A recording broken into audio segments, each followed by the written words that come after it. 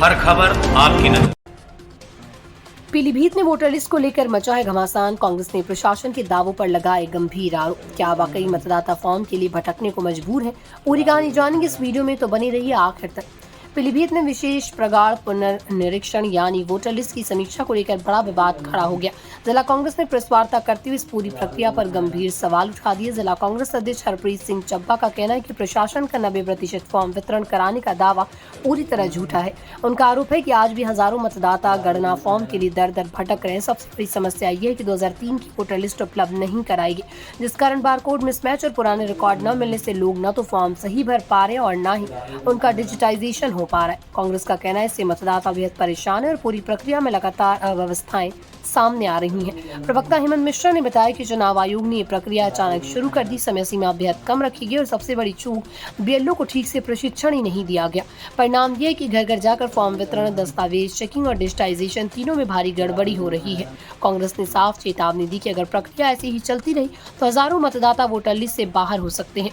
इसी के साथ उन्होंने 4 बड़ी मांगे रखी। गणना फॉर्म को सरल किया जाए, 2003 की वोटर लिस्ट को डिजिटाइज किया जाए, समय सीमा बढ़ाई जाए, बीएलओ को उचित प्रशिक्षण दिया जाए। प्रेस वार्ता में राजेश कुमार वर्मा, हरीश मौर्य और करणजीत सिंह भी मौजूद रहे। आपके हिसाब से क्या वोटर लिस्ट की प्रक्रिया में सुधार की जरूरत है? कमेंट में अपनी राय जरूर बताएं।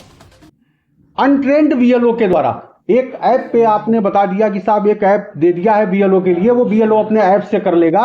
उस बीएलओ को अपने ऐप चलाने नहीं आते हैं। उनके ऊपर इतना प्रेशर हो गया कि लोग अपने रिजाइन कर रहे हैं, सुसाइड कर रहे हैं।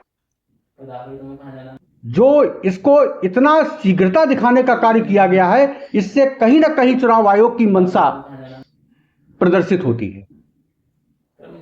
हम लोगों की जो डिमांड है, अध्यक्ष जी बताएंगे, कि उन बीएलओ को ट्रेंड करके अगर इस कार्यक्रम को सुचारू रूप से चलाया गया होता तो मैं समझता हूं कि वो ज्यादा अच्छा रहता।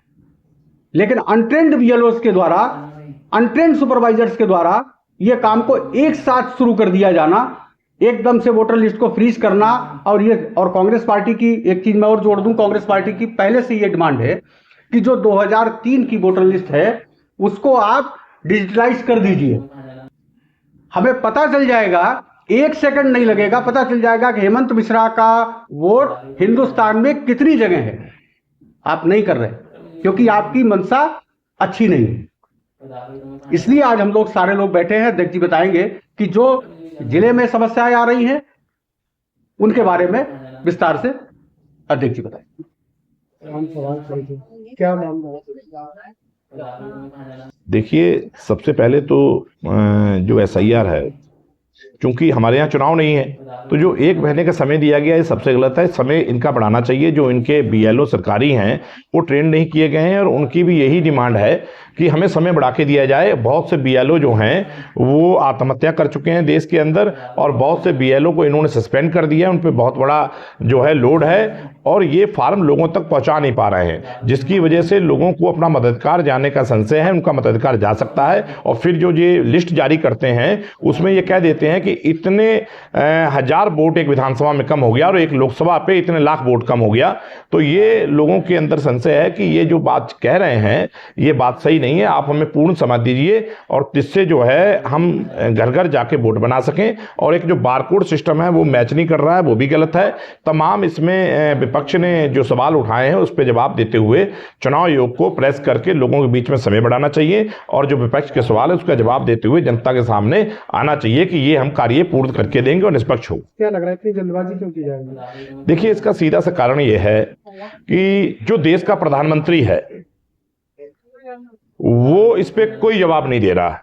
पहली बार इतना संशय अगर देश के अंदर पैदा हुआ है तो इस सरकार में पैदा हुआ है।